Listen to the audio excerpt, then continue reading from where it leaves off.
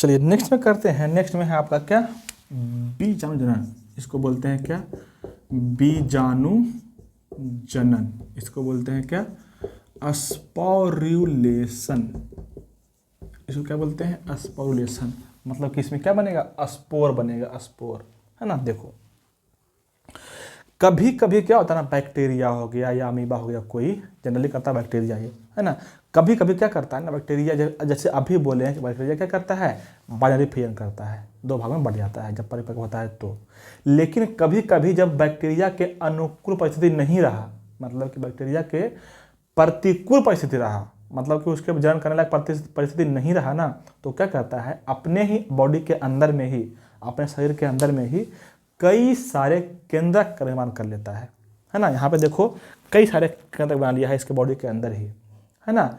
बहुत क्या किया, बॉडी के अंदर बना लिया क्या, बहुत सारे केंद्रक, और प्रतिकूल परिस्थिति में ये होता है ना। और अपने ऊपर बना लेता है त्रिस्तरीय आवरण। देखो एक स्तर है ये, दूसरा स्तर ये, तीसरा स्तर, मतलब कि अपने बॉडी के ऊपर एक बनाता है क्या, त्रिस्तरीय आवरण बनाता है, त्रिस्तरीय आवरण का निर्माण करता है। और इस आवरण को कहते हैं पुटी भवन। इस आवरण को क्या कहते हैं, इस त्रिस्तरीय आवरण को क्या बोलते हैं, पुटी भवन बोलते हैं। इसको बोलते हैं इंसिस्टेशन। इसको क्या बोलते हैं, इंसिस्टेशन कहा जाता है त्रिस्तरीय आवरण को, है ना। ये कब होता है, प्रतिकूल परिस्थिति में। जब बैक्टीरिया प्रतिकूल परिस्थिति में रहता है तो अपने शरीर के अंदर ही बहुत सारे केंद्रक का निर्माण कर लेता है। और जब ये प्रतिकूल परिस्थिति खत्म होता है, मतलब कि अनुकूल परिस्थिति आता है, तब ये पुटी भवन जो है, आवरण जो है त्रिस्तरीय, फट जाता है और सारे केंद्रक बाहर निकल जाते हैं। सारे केंद्रक बाहर निकल जाएगा, क्या हो जाएगा, सब अलग अलग अपना कंप्लीट रूप से बैक्टीरिया बना लेता है।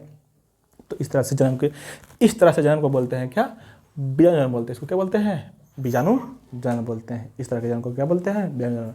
तो बीजाणु जनन कौन करता है बैक्टीरिया करता है ना। और ये कब होता है, तो ये विपरीत परिस्थिति में होता है ना। तो याद रखिएगा, ये करता है कौन, बैक्टीरिया, याद रखना इसमें। अच्छा इसको क्या बोलते हैं, ये जो बन गया है आपको, है ना, इसको बोलते हैं आप स्पोर बोल सकते हैं, किसकी, क्योंकि इसके अंदर जो है ना स्पोर बन चुका है। इसको बोलते हैं हिंदी में बीजाणु। इसके अंदर में बीजाणु बन गया है, इसको बोलते हैं क्या, बीजाणु। या इसी को अगर अमीबा है तो इसको बोलते हैं क्या, इसको बोलते हैं स्यूडोपोडिया, है ना। इसको बोलते हैं क्या, स्यूडोपोडिया। इसको बोलते हैं क्या, इसको बोलते हैं क्या, स्यूडोपोडियोस्पोर। स्यूडोपोडियोस्पोर बोलते हैं, है ना। स्यूडोपोडियोस्पोर बोला जाता है इसको, है ना। तो ये क्या है, बीजाणु है, या बोल सकते हैं क्या, स्यूडोपोडियोस्पोर किसमें बनता है, तो बीजाणु जनन में बनता है ना। ये हो गया आपका बीजाणु जनन, ठीक है, याद रखना। अच्छा इसमें एक बात हमको और करना है, क्या करना है, बीजाणु जनन से सवाल बनता है, बहुत बढ़िया सवाल बनता है ना। देखो बीजाणु जनन जो होता है ना, वो 3 टाइप के होते हैं, है ना। बताते हैं इसको, ये जो होता है स्पोरुलेशन जो होता है ना बच्चा, वो 3 तरह के होते हैं, 3 तरह से होता है ना। एक को बोलते हैं चल बीजाणु, एक को बोलते हैं क्या, चल बीजाणु, एक को बोलते हैं क्या, चल बीजाणु। इसको बोलते हैं जूस्पोर। क्या बोलते हैं इसको, जूस्पोर। दूसरा जो होता है इसको बोलते हैं अचल बीजाणु। क्या बोलते हैं इसको, अचल बीजाणु। इसको बोलते हैं एप्लैनोस्पोर। क्या बोलते हैं इसको, एप्लैनोस्पोर। और तीसरा जो होता है उसको बोलते हैं कोनिडिया। क्या बोलते हैं इसको, कोनिडिया बोलते हैं इसको, कोनिडिया, ठीक है। तो इस तरह से बीजाणु जनन, स्पोरुलेशन 3 टाइप से होते हैं। कैसे कैसे, एक चल बीजाणु, एक अचल बीजाणु और एक कोनिडिया। अब कैसे कैसे होता है, पहले आप रखना इसका एग्जाम्पल, कि कौन कौन सा इसका एग्जाम्पल है। तो जो चल बीजाणु होता है ना बच्चा, वो होता है शैवाल, जनरली शैवाल करता है। कौन करेगा, जनरली शैवाल। और कुछ कवक भी करता है, कुछ मात्रा में कवक भी करता है ना। तो शैवाल और कवक जो जनन करता है, बीजाणु जनन का कौन सा टाइप, चल बीजाणु। दूसरा है अचल बीजाणु, इसका भी एग्जाम्पल रखना। अचल बीजाणु का एग्जाम्पल जो करता है वो करता है कौन, राइजोपस। कौन करेगा, राइजोपस करेगा। तो इसका एग्जाम्पल भी आपको अच्छे से याद रखना है, राइजोपस करेगा और एक और है म्यूकर, है ना, ये दोनों करेगा आचार बीजाणु का, एप्लाइनोस्पोर से जनन, है ना। और एक और है कोनिडिया, इतना बार पूछा है ना ये कोनिडिया का कि हद से ज़्यादा, है ना, कि कोनिडिया से जनन कौन करता है, कोनिडिया प्रकार से जनन कौन करता है, तो कौन करेगा, ये कोनिडिया प्रकार से जनन कौन करता है, ये करता है आपका तुम्हारा, ये हो गया कौन, हाँ, कवक करता है, कवक। और कवक का नाम पूछता है इसमें, कवक का नाम पेनिसिलियम, पेनिसिलिया बोलते हैं इसको, पेनिसिलियम तो पता जैविक हो गया ना, पेनिसिलिया का नाम तो हमेशा आपको याद रखना है, इसलिए ना कि ये बहुत बार पूछ चुका है कि पेनिसिलिया जो जनन करता है किससे करता है, कोनिडिया से, हमेशा रखना। और ये भी पूछा हुआ है बहुत बार कि जूस्पोर, ऐसे लिख देगा, हिंदी लिख देगा ऐसे कि जूस्पोर क्या है बताओ, तो यही होता है, क्या होता है, बैक्टीरिया, सुनो क्या बोलते हैं, ये क्या है, बीजाणु का प्रकार है ना, ये क्या है, बीजाणु का एक प्रकार है, चलो बीजाणु, ठीक है। इसमें क्या होता है, शैवाल विपरीत परिस्थिति में अपने ऊपर एक त्रिस्तरीय आवरण बनाता है जिसके अंदर बहुत सारे केंद्रक का निर्माण हो जाता है, और प्रतिकूल परिस्थिति में यही त्रिस्तरीय आवरण फट जाता है जिससे बहुत सारे शैवाल का निर्माण हो जाता है। इसको बोलते हैं क्या, चल बीजाणु, है ना।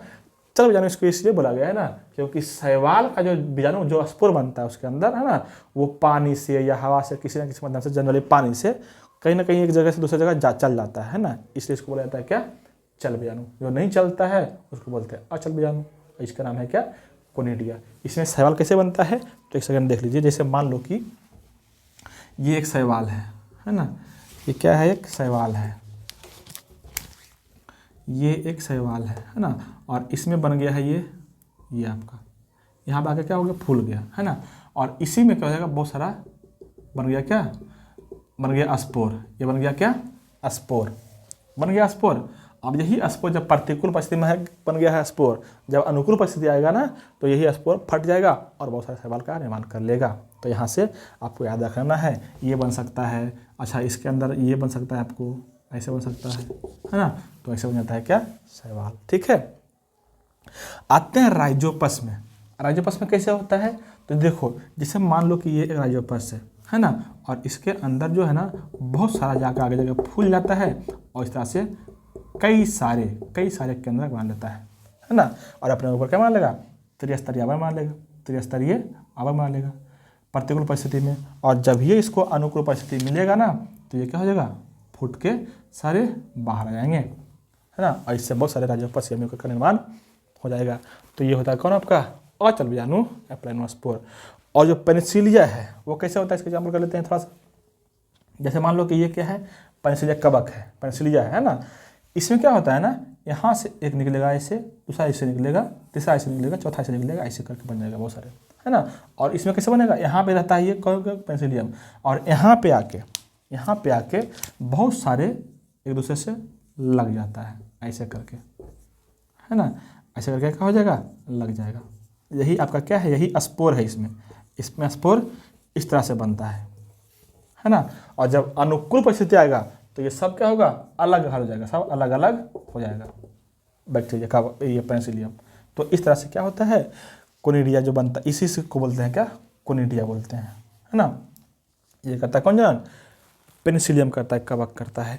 तो ये सभी एग्जाम्पल इतना इंपॉर्टेंट है ना, इतना इंपॉर्टेंट है कि हमेशा और हर एग्जाम में पूछा है। आप इंटर में पढ़ रहे हो, 12th बोर्ड दे रहे हो, नीट का एग्ज़ाम दे रहे हो, या कोई अलग सा NDA वगैरह दे रहे हो, किसी भी तरह का कोई जनरल कॉम्पिटिशन कर रहा है तो वहाँ भी पूछता सवाल ये सब, है ना। तो ये सारे आपको अच्छे से याद रखना है, ठीक है। ये हो गया क्या आपका बीजाणु जनन, ठीक है। अब हो गया बीजाणु जनन। अब एक आते हैं चौथा, ऑल लैंगिक जनन का चौथा टाइप। ऑल लैंगिक जनन का फोर्थ टाइप कौन था, ये था कौन, फ्रैगमेंटेशन था, फ्रैगमेंटेशन जिसको बोलते हैं क्या, विखंडन, है ना, बहुविखंडन भी बोल सकते हैं इसको, है ना। देखो क्या होता है इसमें, नेक्स्ट में क्या हो जाएगा, फ्रैगमेंटेशन, क्या हो जाएगा, फ्रैगमेंटेशन, है ना। इसको बोलते हैं क्या, विखंडन, है ना, या खंडन भी बोलते हैं, या बहुविखंडन भी बोलते हैं। सब नाम इसी का है, ठीक है, सारे नाम इसी के हैं, ठीक है। इसका एग्जाम्पल क्या होगा सर, है ना, इसका एग्जाम्पल याद रखना। इसका एग्जाम्पल जो है वो कौन है, स्टारफिश है ना, आप पढ़े ना, स्टारफिश,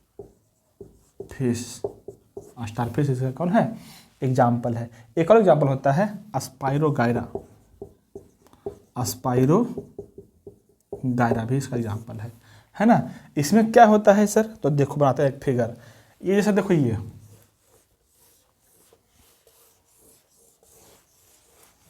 ये बन गया आपका कौन, स्टार, है ना, ये कौन बन गया, स्टारफिश बन गया। ऐसे ही होता है स्टारफिश, ये क्या बन गया आपका, स्टारफिश, है ना, ऐसे ऐसे होता है ना।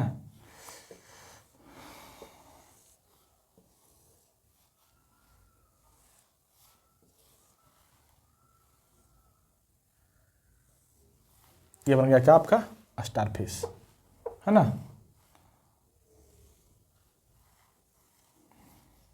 ठीक है। तो ये बन गया क्या आपका, स्टारफिश।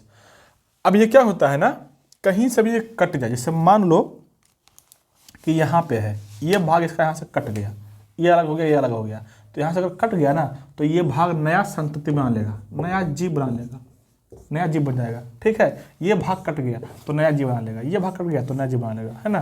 तो ऐसे होता है क्या, बहुविखंडन। इसको बोलते, ये कई भाग में बढ़ जाता है ना, पूरे भाग में कहीं भी भाग में बढ़ जाता है, तो इसको बोलते हैं बहुविखंडन, फ्रैगमेंटेशन। तो ये आपको यहाँ से याद रखना है अच्छे से, बहुत सारा एग्जाम्पल इसका है।